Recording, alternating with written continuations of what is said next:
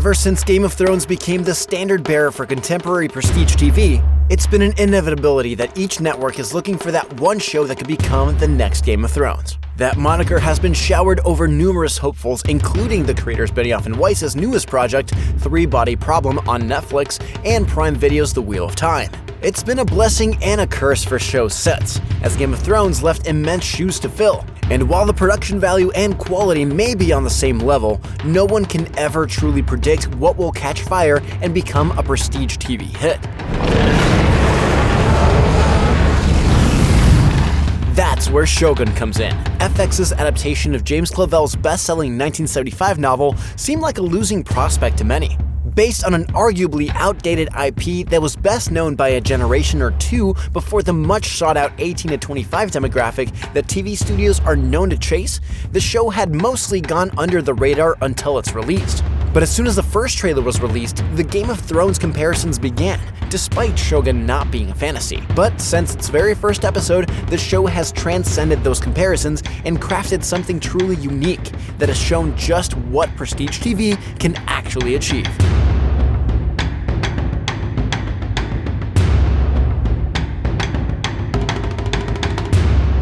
Set in 1600, the series follows the often brutal machinations and interpersonal politics of the leaders of Japan in the wake of the death of Nakamura Hidetoshi, their former taiko, who left a son too young to take on the role from him.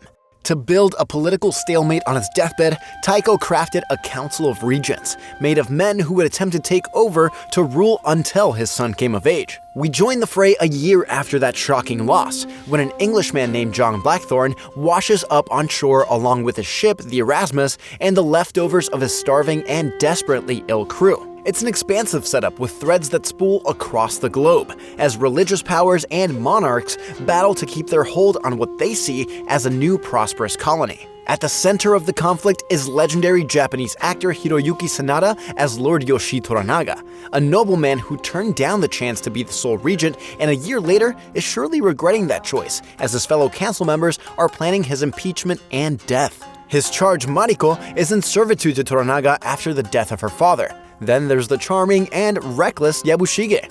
Of course, John's arrival throws everything into disarray, with each of the Regent Council realizing he might be able to sway the war in their favor.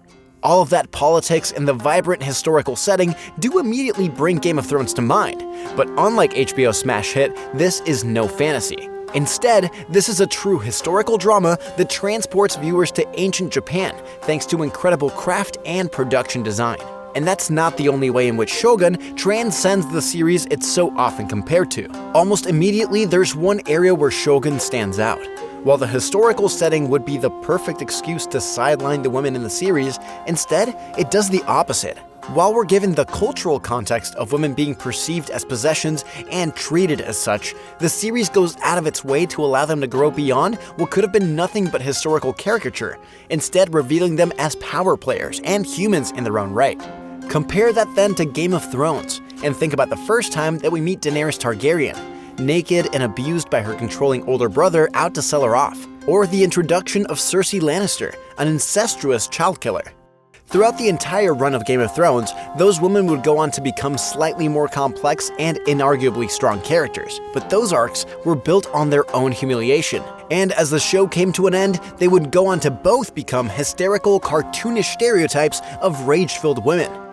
In the case of the original Game of Thrones creator George R.R. Martin, he's argued that he's showcasing historical accuracy. The books reflect a patriarchal society based on the Middle Ages. The Middle Ages were not a time of sexual egalitarianism. It was very classist, and they had strong ideas about the roles of women. But it's easy to argue that in a world where dragons exist, surely freedom for women could too.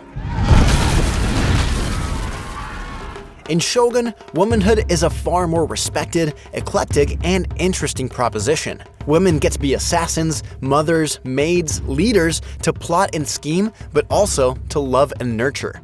Mariko is introduced as an engaging and vital lead with her own interior world, wants, and agenda. Her role as translator is a direct contradiction of the Orientalist and overused trope of the silent Asian woman, instead giving her voice a deep power and presence within the story.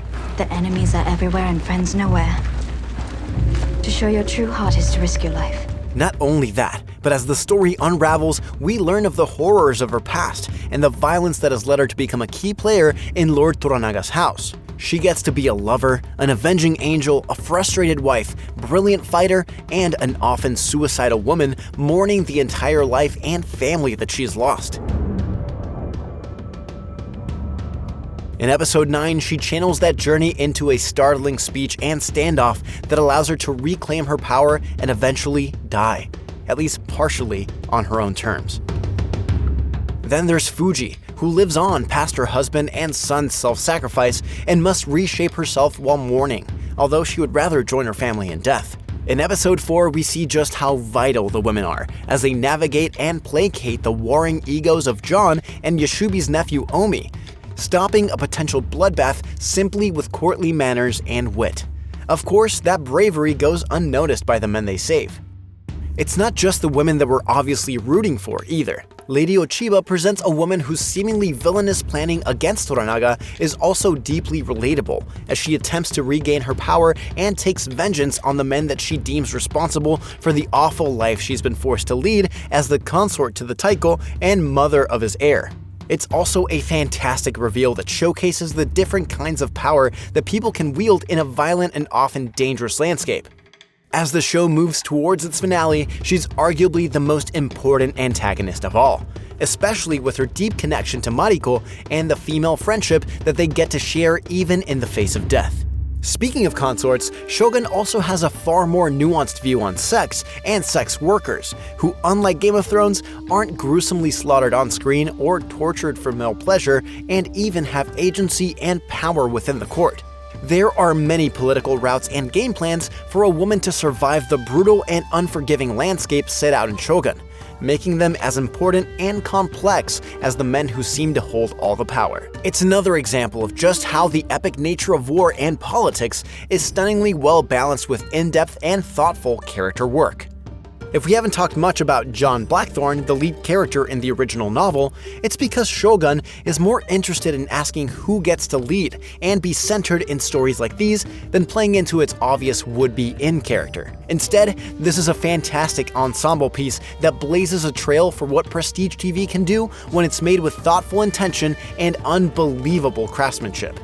Within that sprawling cast are unforgettable characters, like Asano's Yabushige, a delightfully self-serving and untrustworthy lord who's become a fan favorite in the series thanks to stellar writing and another fantastic performance from Asano, whose career both in Japan and Hollywood is filled with them. It's interesting then to put Blackthorne next to another in-character in Game of Thrones, Jon Snow, who went from interesting side character to central hero who became the beating heart of the show and ended up murdering Daenerys, one of the women who made the series so popular in its much maligned final season. You are my queen. Now and always. While Game of Thrones sometimes took us to Flea Bottom, it rarely gave us glimpses of how the other half truly lived, or how impacted they were by the machinations and power plays of those fighting for rule. Shogun is far more interested in the striata of class in Japan, and how even the arrival of a lord would change the face and fate of a town and the people who live within it. With such high stakes that are only made more weighty by the real historical inspiration, it's not surprising that the show also trades in the violence and gore that made Game of Thrones such a talking point. So if that's what drew you into the beloved prestige series, then don't worry. There are cutthroat assassins, people being boiled alive, and a shocking canon sequence that will turn the strongest of stomachs. Shogun manages to build in those moments without feeling exploitative, and instead building the world and fabric of the show with them. As they say, comparison is the thief of joy. But in this case, those comparisons to the series that was once the biggest show on Earth have only highlighted just how fantastic Shogun really is. And as we approach the finale, it feels like Shogun could end on an even higher note than the shocking first season of Game of Thrones, if it manages to stick the landing. For more on Shogun, check out our review of the limited series, and for everything else, stick with IGN.